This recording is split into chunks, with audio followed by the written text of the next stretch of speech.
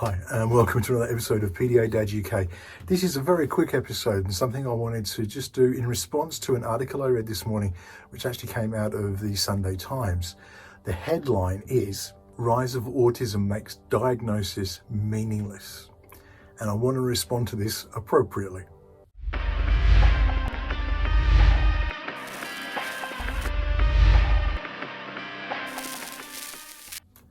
So as I say, welcome back to PDA Dad UK. Before we go on, hit like, hit subscribe, ring the bell. You always know when there's new information coming up and new content, and it just makes a big difference in getting this out there to the masses with the algorithms used by YouTube. That said, as I say, I wanted to respond to an article I read this morning. It came out of the Sunday Times. The headline was that Rise of Autism Makes Diagnosis Meaningless. And of course that grabbed my attention. Because my immediate gut reaction was, well, no, it doesn't. And I want to go through the problem we seem to have at the moment surrounding the raising of awareness and acceptance about autism is that we're getting these more and more sensationalist headlines. Now, I talked about this in a couple of episodes ago when I talked about the iBasic VIP report that was talking about that particular article and how it was being misrepresented by the headlines and the media that were pushing it as a response. And having looked into it, I discovered actually it's no way near what they were reporting, and in fact it could be really beneficial. Again, I dug into this rather than just responding to the article. I actually looked a little deeper into this, and what I've discovered is that there is it's a response to the rise in diagnosis that's taking place. Now, this is a fact. There is an increase in diagnosis, but there are multiple factors for this, and important factors. One, of course, is that we have this increased awareness of what autism is now and a better understanding as to what autism is. The biggest leap in diagnosis has been in adults and in women and girls. Now, this doesn't surprise me at all. The reason that we have this leap in the diagnosis process and women and girls being diagnosed in a larger proportion is because we're finally understanding that it's not just a male condition. Autism isn't something that's restricted to the males. It can affect women and men, male and female alike, and anything in between.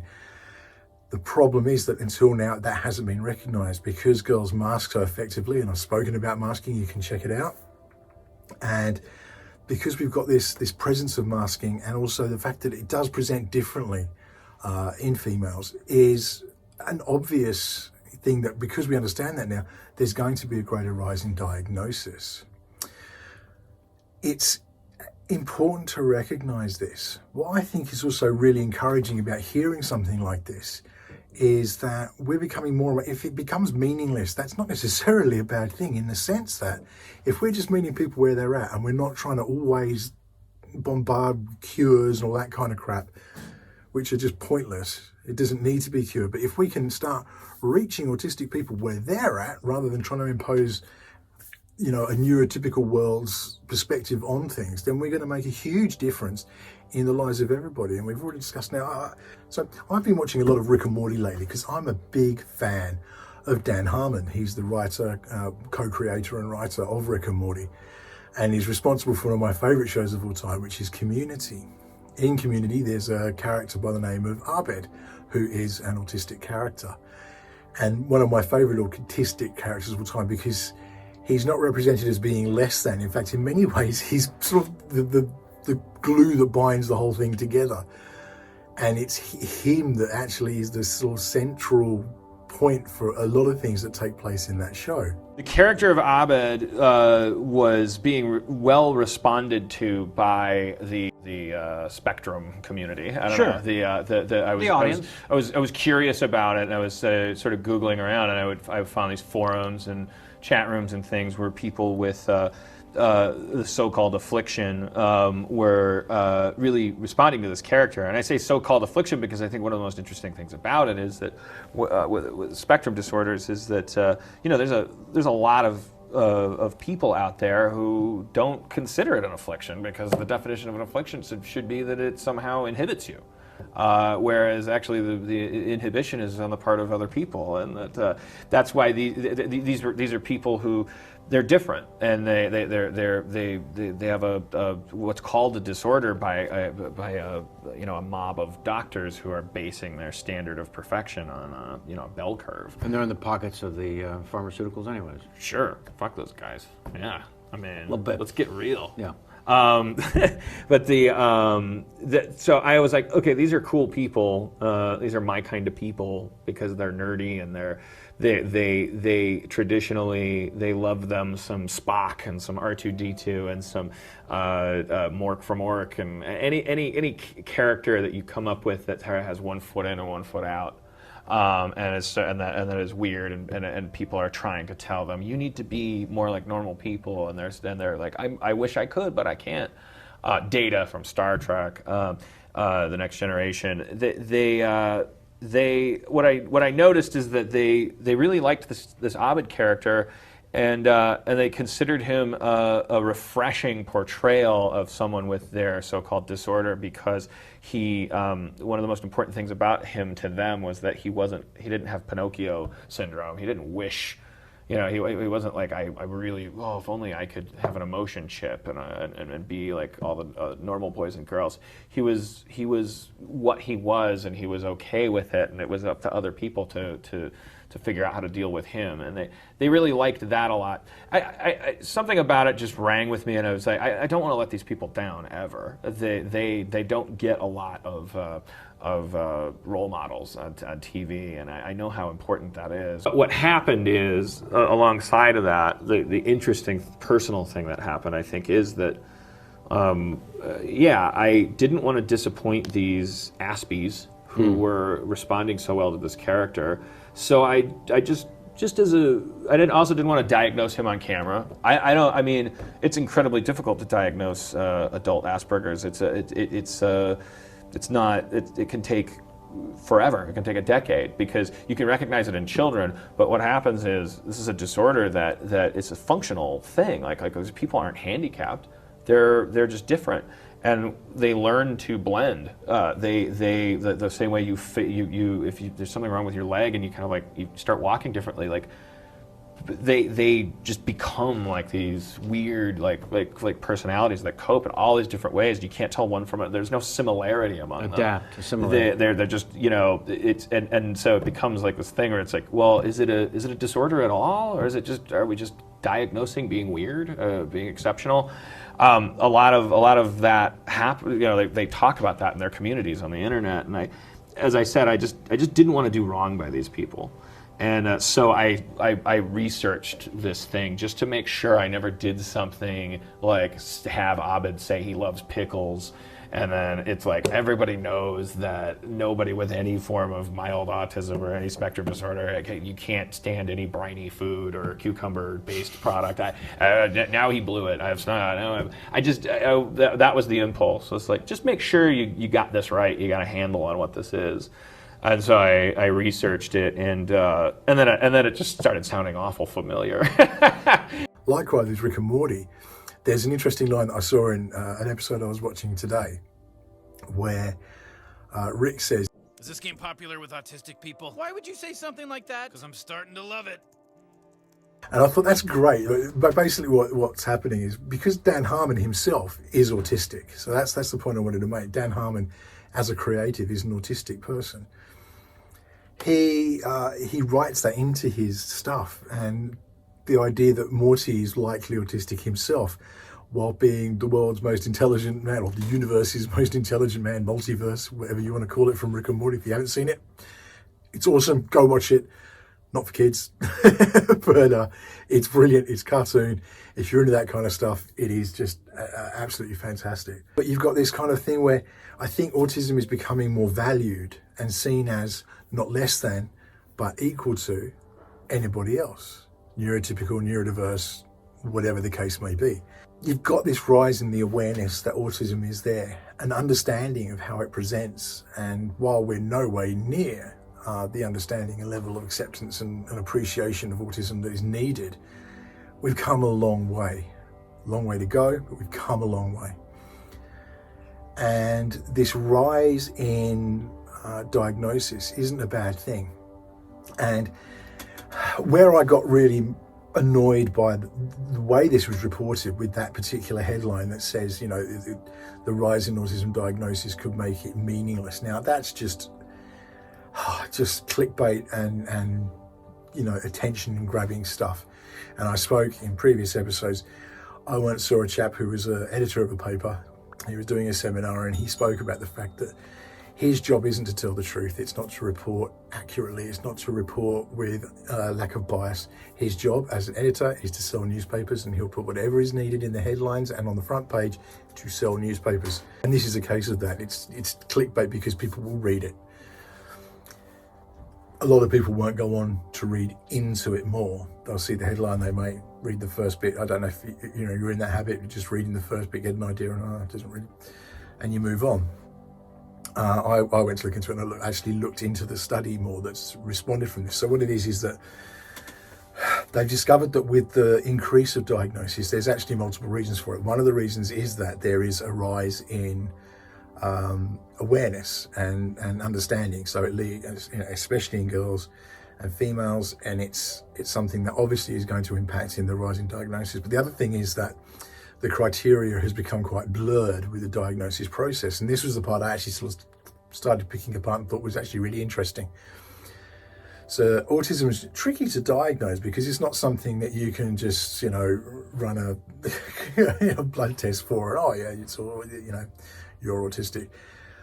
It's something that has to be really looked into. And one of the things I was talking about was that the criteria states that to part of the autism diagnosis process is understanding that they may not have a large social group and that they'll have trouble interacting socially. Again, we know this isn't always true, but it's one of the criteria.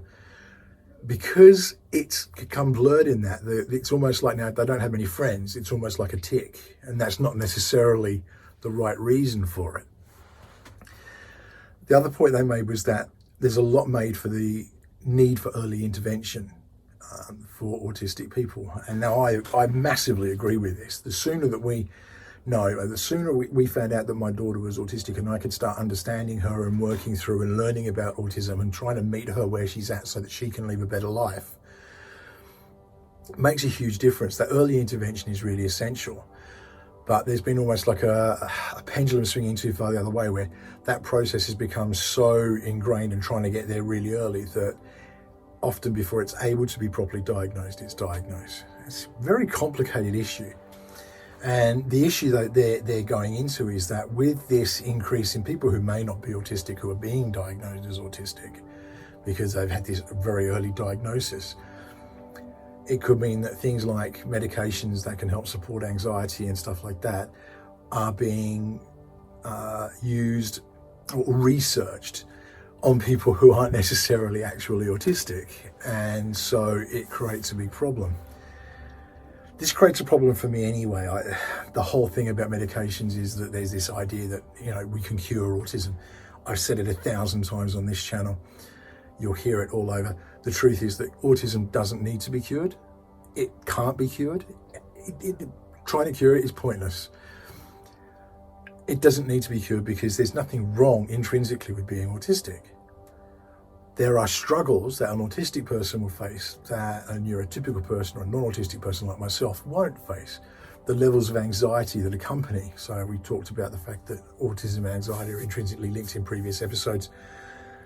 If we can help address that anxiety, we can lessen the severity of the more negative side, the challenging side of autistic behaviours and the struggles that autistic people may face.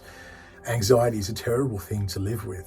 And so if you can reduce that in someone, it may reduce the impact of the challenging behaviours that may accompany it, things like meltdowns and you know, antisocial behaviours that may result. And again, that's a very thick and sticky area to get into because a lot of things that are considered unsociable shouldn't be a problem. Stimming isn't, you know, antisocial, it's just something people do.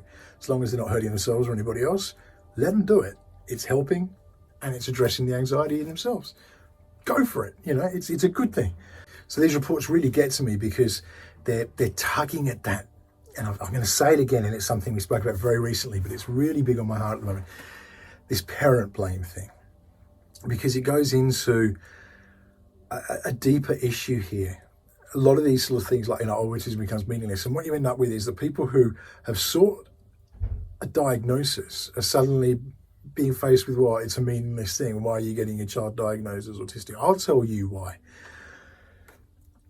Knowing my daughter was autistic meant I could approach her as an autistic person, knowing that there were going to be differences in how I needed to communicate with her, how I needed to support her, and the things I needed to do to help her move forward to have a better life as time goes on. It took a long time to get that diagnosis, and we went through a period of parent blame because, and this has been reported in the papers again very recently, there's a culture of parent blame within the diagnostic process. Councils don't want to spend the money on having to support autism, and so the better way to go is just to, it's your parenting, and masking and all this kind of stuff all bleed into it, because the schools will say, they're little angels here at school. What's the problem? It must be parenting. All this kicks back to parent blame, and we were made to go through courses. My wife is bipolar, and they blamed a lot of it on her bipolar, and she started believing all this stuff. Maybe, this is all my fault. If I wasn't bipolar, then this wouldn't be a problem, blah. Utter crap. To the point that my wife actually left the home for a while, not in like a I'm leaving the family kind of way, but just to almost test the theory, if you like. And my daughter's behaviours went through the roof because she was stressed that mummy wasn't there. Her being bipolar had nothing to do with the issues my daughter has. And when I got that bit of paper, and it's only been very recent, we talked about this, only been very recent that my daughter got diagnosed after 8 years of, putting forward and trying to get through this process. It was a validation that, I don't suck as a parent, because you do start to believe it.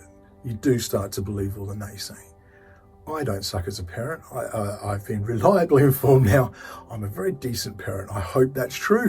It's not something I can really judge for myself. I don't think it's something that has to sort of come from an external source in a way, but we are good parents. We try our best for our kids. We've got 2 happy, healthy kids. My daughter is going through a lot with additional things to the autism that we're discovering at the moment, but this is because we're there supporting her and we want to make her life better.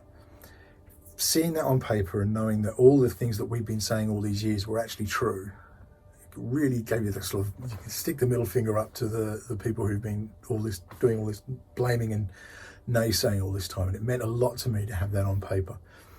Diagnosis is important because if we don't get the diagnosis, how can we support early on if we don't know what we're dealing with? It leads into the area of labeling and stuff like that. And you hear a lot of people talk about labeling. Do you want them to carry the label? It's up to you who you share a diagnosis with. You don't have to make it a public thing, but knowing for yourself, for me, knowing where my daughter's at and the extra challenge she's going to have and being able to research autism and research pathological demand avoidance really helped me in being able to reach my daughter in a way that I wouldn't have been able to do had I not had that knowledge, and getting that bit of paper to confirm I'd been right all along, we'd been right all along, made all the difference in the world. Diagnosis is a really important thing. What needs to be addressed is the format for diagnosis.